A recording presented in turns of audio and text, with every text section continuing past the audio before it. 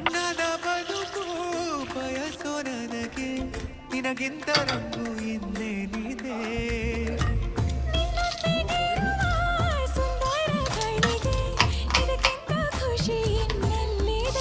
ನಾನಂತೂ ಕವಿಯಲ್ಲ ಏನೇನು ಬರೆಯೋಕೆ, ಒಲವೆಂಬ ವಿದ್ಯೆನೇ ಸಾಕೀಗ ಬದುಕೋಕೆ.